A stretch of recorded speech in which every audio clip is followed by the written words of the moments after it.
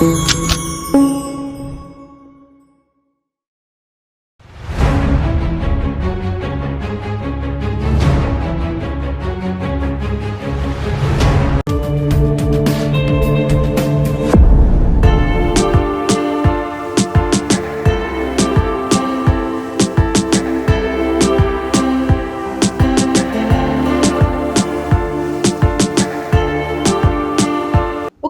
నుంచి కర్ణుని పక్షంలోని శక్తిమంతులైన యోధులు అర్జునుడిపై దాడి చేశారు. మరోవైపు నుంచి భీష్మ, ద్రోణ, కృపాచార్యులు అతన్ని ముట్టడించారు. వారి మధ్య అప్పుడొక భయంకర పోరాటం జరిగింది. అర్జునుడి గుర్రాలు గాయపడ్డాయి.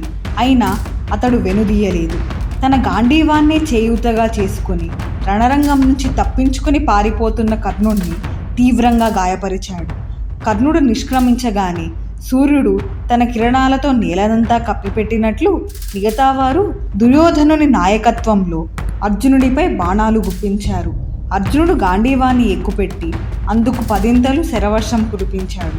శత్రువులు అతన్ని సమీపించినప్పుడు అతడి రథం మాత్రమే కనపడింది. అర్జునుడి శౌర్యాన్ని చూసి బెదురు పుట్టి కురు సైన్యం శక్తినంతటినీ కోల్పోయింది. అర్జునుడు 12 బాణాలు దుశ్శాసనుడి మీదికి, 3 బాణాలు కృపాచార్యుల మీదికి ప్రయోగించాడు. 6 బాణాలతో భీష్ముడి శరీరం తూట్లు చేశాడు. ఆ తరువాత ద్రోణుడి వైపు కదిలాడు. ఉత్తరుడితో, చూడు, ద్రోణుడి పట్ల నా భక్తి గౌరవాలు ప్రత్యేకమైనవి. కాబట్టి ముందు రథాన్ని ఆయన చుట్టూ ప్రదక్షిణం చేయించాలి. ఆయనకు నేను వందనం చేయాలి. ఆయన మొదట నాపై దాడి చేసి కవ్వించిన తరువాతనే నేను ఎదురు తిరుగుతాను. అప్పుడైతే ఆయనకి కోపం రాదు అన్నాడు. ద్రోణుడు అర్జునుడి వైపు వేగంగా ఉరికాడు. అప్పుడు అర్జునుడు ద్రోణునికి నమస్కరించి ఇలా అన్నాడు, ఆచార్య, వనవాసం చేస్తూ నానా కష్టాలు పడ్డాం. ఆ ఇబ్బందులన్నీ ఓర్పుతో సహించాం. ఇప్పుడు యుద్ధంలో మీతో తలపడుతున్నందుకు నా పట్ల కోపాన్ని ప్రదర్శించకండి. ముందుగా మీరు నా మీద బాణప్రయోగం చేశాకనే నేను మీతో తలపడతాను. అప్పుడు ద్రోణుడు అర్జునుడిపై ఎన్నో బాణాలు ప్రయోగించాడు. వాటిని అర్జునుడు దరిదాపుల వరకు రానిచ్చి నిర్వీర్యం చేసి ఖండించాడు. వారిరువురూ కూడా పోరాటంలోనూ దివ్యాస్త్ర ప్రయోగంలోనూ సమఉజ్జీలు. ఎంతో చాకచక్యము, నైపుణ్యము కలవారు. వారు బాణాలతో ఒక వలపరిచారు. అది గురు శిష్యుల మధ్య జరిగే పోరాటం. మిగిలిన సైనిక యోధులు పదునైన బాణాలను అనేకం అర్జునుని రథం మీదికి ప్రయోగించారు. అర్జునుణ్ణి గాయపరిచినప్పటికీ అతడు అంతటి మొనతేలిన బాణాలనే అతివేగంగా ద్రోణుడిపై ప్రయోగించాడు. పూర్తిగా ఆయన్ని అన్ని వైపులా ప్రాణాంతకమైన అగ్నిబాణాలతో కమ్మేశాడు. ద్రోణుడు మంటలు అలుముకొన్న కొండలా ఉన్నాడు. అప్పుడిక ద్రోణుడికి సాయంగా అశ్వత్థామ వచ్చాడు. అతడు మిక్కిలి కోపం గలవాడే అయినప్పటికీ అర్జునుడి శౌర్యాన్ని మెచ్చుకునే ఔదార్యం ఉన్నవాడే. అతడి రాకతో ద్రోణుడు వెనక్కి తగ్గేందుకు ఒక అవకాశం కలిగింది. అప్పుడు అర్జునుడు అశ్వత్థామను ఎదుర్కోవలసి వచ్చింది. అయితే అతడు కూడా అర్జునుడిని ఎదిరించలేక తిరోగమించాడు. ఆ పరిస్థితిని చూసి కర్ణుడు మళ్ళీ రంగంలోకి దూకాడు. అప్పుడిక అర్జునుడు క్రుద్ధుడై బిగ్గరగా ఒక రంకె వేసి, ఓ కర్ణ, రా, నీవు అందరి ముందు ఏదో అతిగా పేలావు. నిన్ను నీవే పొగుడుకున్నావు. అందుకే నీకు మరో అవకాశం కూడా ఇస్తున్నాను. యుద్ధ విద్యలో నన్ను మించిన వాడెవ్వడూ లేడు అంటూ కవ్వించాడు. వారిద్దరి మధ్య బ్రహ్మాండమైన పోరాటం ప్రారంభమైంది. కర్ణుడు కుండపోతలా బాణవర్షం కురిపించాడు. అర్జునుడు ఆ విపరీతమైన ముట్టడిని సహించలేకపోయాడు. వెంటనే కర్ణుని వింటినారిని ఖండించేశాడు. అంతటా కర్ణుడు విల్లు లేకుండానే చేతులతోనే బాణాలు కుప్పించడం మొదలుపెట్టాడు. ఆ తీవ్రతకు అర్జునుడి వింటి గురి తప్పింది. అయినా వెనుకడుగు వేయలేదు. మరో శక్తిమంతమైన బాణాన్ని కర్ణుడి గుండెలపై ప్రయోగించాడు. ఆ బాధను తట్టుకోలేక కర్ణుడు మరోసారి యుద్ధభూమి నుంచి పలాయనం చిత్తగించాడు. అది చూసి అర్జునుడు, ఉత్తరుడు ఇరువురు కడుపుబ్బా నవ్వుకున్నారు. అప్పుడిక దుర్యోధనుడు వింటిని ఒడుపుగా లాగి ఒక సర్పముఖ బాణాన్ని అర్జునుడిపై ప్రయోగించాడు. అది అర్జునుని నొసటిని తాకింది. రక్తం చింది పడుతుంది, కానీ అతడేమాత్రం చలింపలేదు. క్రోధావేశంతో అర్జునుడు లెక్కకు మించిన సర్పబాణాల్ని దుర్యోధనుడిపై ఎడతెరిపి లేకుండా ప్రయోగించాడు. అంతట దుర్యోధనుడు తప్పించుకు పారిపోవాలనుకున్నాడు. కానీ అర్జునుడు కవ్వించి రెచ్చగొట్టేసరికి వెనక్కి మళ్ళాడు.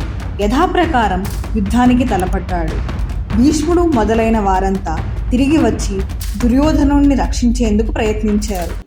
అర్జునుడు మాత్రం నదురు బెదురు లేని నిర్భయుడై పోరాటం సాగిస్తూనే ఉన్నాడు. చివరికి అదను కనిపెట్టి సమ్మోహనం అనే విచిత్రమైన అస్త్రాన్ని ప్రయోగించడంతో కౌరవులంతా ఒక్కుమ్మడిగా మూర్ఛపోయారు. వారంతా అలా స్పృహ కోల్పోయి పడి ఉన్న సమయంలో ఉత్తరుడు వారి తలపాగాలను చింపి పీలికలు తీసుకున్నాడు. తరువాత ఆ పీలికలను బొమ్మ పొత్తికలకు అలంకరించుకోవడానికి ఉత్తర మొదలైన అంతఃపుర కాంతలకు ఇచ్చాడు. కొంతసేపటి తరువాత తేరుకున్న దుర్యోధనుడు భీష్ముడితో, నీవు అర్జునుణ్ణి చంపక ఎందుకు విడిచిపెట్టావు అని అడిగాడు. భీష్ముడు నవ్వి, నీవు మామూలు ధ్వని వినబడితేనే స్పృహ కోల్పోతావని నాకు తెలీదు అంటూ అధిక్షేపించాడు. ఆ తరువాత అర్జునుడు ఉత్తర కుమారునితో, ఇక మనం వెనుదిరిగిపోదాం, శత్రువుల్ని ఎదిరించాం, గోగ్రహణం చేశాం, ఇక పోదాం పద అంటూ త్రోవలో ఉత్తరునితో అర్జునుడు, చూడు రాకుమారా, మేము మీ తండ్రిని ఆశ్రయించి ఉంటున్నామని, పాండవులమని నీకు మాత్రమే ఇప్పటికి తెలుసు. ఈ విషయాన్ని నీ వరకే రహస్యంగా ఉంచాలి సుమా. మీ తండ్రికి తెలిసిందంటే ఇంకేం లేదు, భయంతో అమాంతం ప్రాణాలు వదిలేస్తాడు. అందుకని నగరంలో ప్రవేశించిన తోడని ఇది నీవు సాధించిన విజయవార్తగా ప్రకటించాలి. కౌరవులు ఓడిపోయారు, గోగణాన్ని రక్షించానని వెల్లడించాలి అని చెప్పాడు. వారు తిరిగి జమ్మి చెట్టున్న ఆ శ్మశాన భూమికి చేరుకున్నారు. అక్కడికి రాగానే రథం మీద నుంచి కపికేతనాన్ని తీసి సింహధ్వజం ఎగురవేయడం జరిగింది. మళ్ళీ యథాప్రకారం ఆయుధాలన్నింటినీ మునుపు పెట్టిన చోటనే అమర్చేశారు. వార్తాహరులను పంపి విరాటరాజుకు విజయవార్తను అందచేసే ఏర్పాటు చేయవలసిందిగా అర్జునుడు ఉత్తర కుమారునికి సూచించాడు. తరువాత ఉత్తరుణ్ణి రథం మీద కూర్చోమని తాను ఎప్పటి బృహన్నలలా సారథ్యం చేస్తూ రథాన్ని రాజధాని నగరానికి చేర్చాడు.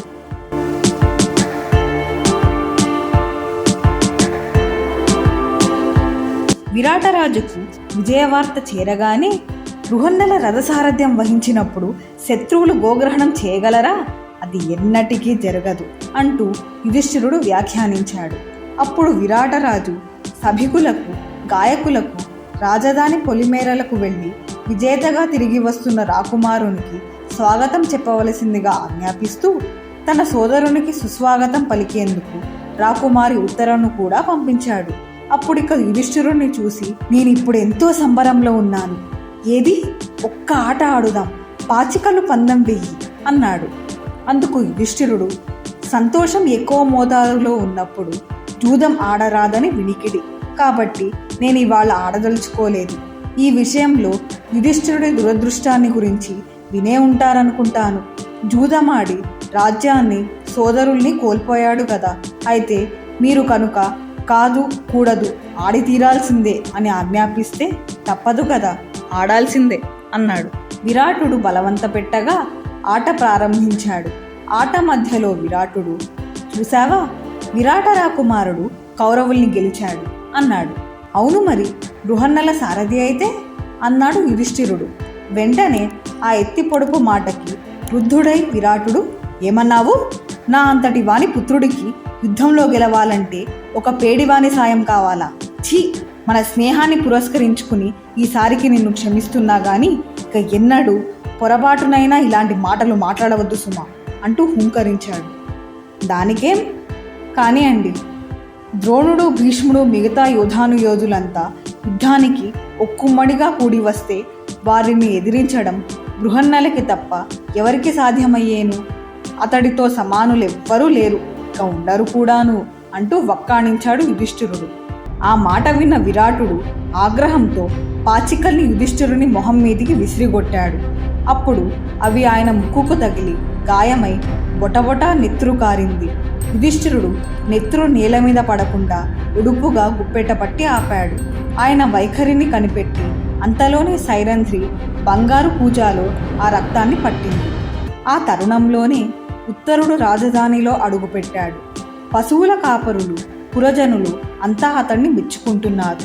అతడో వార్తాహరుణ్ణి, మీ పుత్రుడు బృహన్నలతో నగరద్వారం వద్ద వేచి ఉన్నాడు అన్న కబురు చెప్పవలసిందిగా విరాటుని వద్దకు పంపాడు. వారిని వెంటనే ఇక్కడికి తోడుకొని రమ్మని, తాను వారిని కలుసుకునేందుకు ఆతృతతో ఎదురు చూస్తున్నానని చెప్పి విరాటుడు తిరిగి కబురు పంపాడు. కానీ యుధిష్ఠిరుడు ఆ వచ్చిన వార్తాహరునితో రహస్యంగా ఉత్తరుణ్ణి మాత్రమే రమ్మని చెప్పమన్నాడు. ఎందుకంటే ఎవరైనా యుధిష్ఠిరుణ్ణి వేధించినా, యుద్ధంలో తప్ప ఆయనను గాయపరిచి ఒక్క నెత్రు బొట్టు చిందించినా వారిని ప్రాణాలతో వదలనని అర్జునుడి శపథం. అంతేకాదు, ఆయన రక్తం నేల చిందితే ఆ రాజ్యం అనావృష్టికి గురవుతుందన్న కారణాల వల్ల అలా చెప్పాడు. కోపోద్రేకంలో విరాటుడు పాచికలు విసరడంతో ముక్కుకి గాయమై రక్తం కారుతుంది. కాబట్టి అర్జునుడు ఆ దృశ్యం చూశాడంటే వెంటనే విరాటుడిని అంతం చేస్తాడనే ఉద్దేశంతో ఉత్తరుడు ఒంటరిగా రావడమే ఇప్పటికి క్షేమం అని హెచ్చరిక చేశాడు. ఉత్తరుడు రానే వచ్చాడు. అతడు రక్తం కారుతున్న యుధిష్ఠిరుని ముక్కు వంక చూశాడు. ఏం జరిగిందని తండ్రిని అడిగాడు. అప్పుడు విరాటుడు, నిన్ను కాదని నీకంటే కూడా ఆ పేడివాణ్ణే మెచ్చుకున్నందుకు సహించలేక నేనే ఆ పని చేశాను అని అన్నాడు.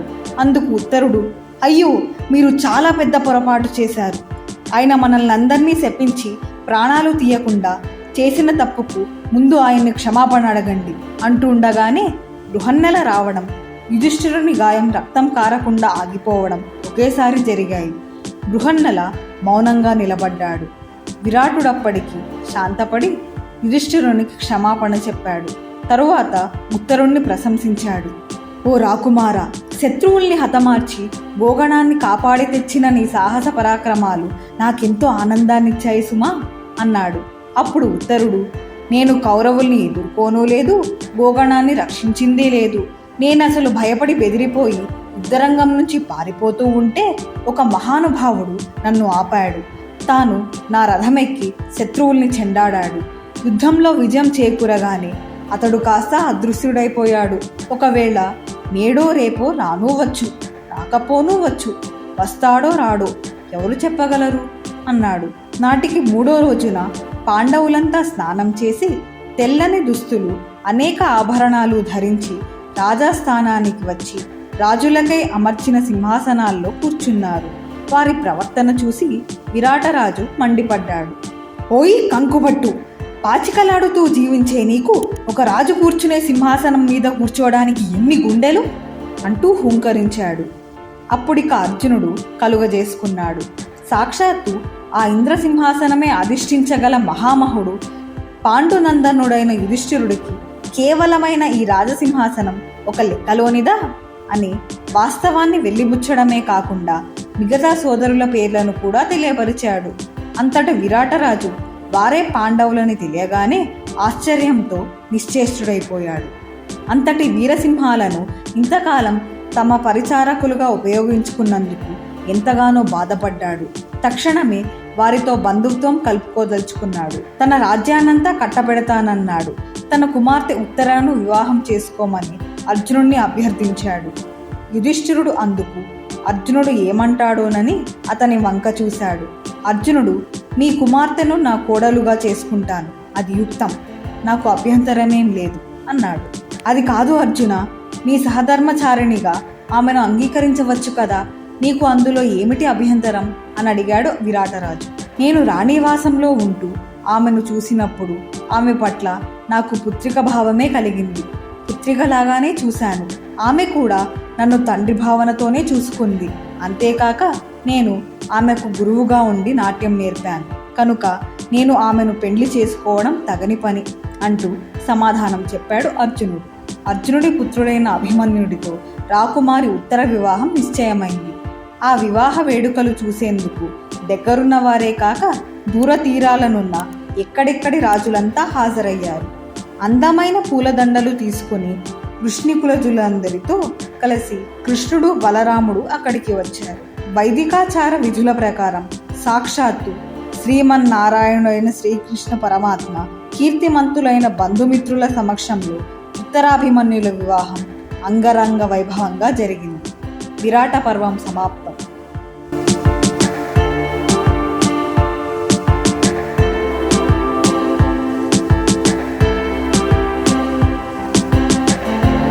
మీకు నచ్చినట్లయితే ఈ వీడియోని లైక్ చేయండి. షేర్ చేయండి. కామెంట్ల ద్వారా మీ అమూల్యమైన అభిప్రాయాన్ని తెలియజేయండి. మరిన్ని వీడియోల కోసం మా ఛానల్ని సబ్స్క్రైబ్ చేయండి. నోటిఫికేషన్ కోసం బెల్ ఐకాన్ని క్లిక్ చేయండి.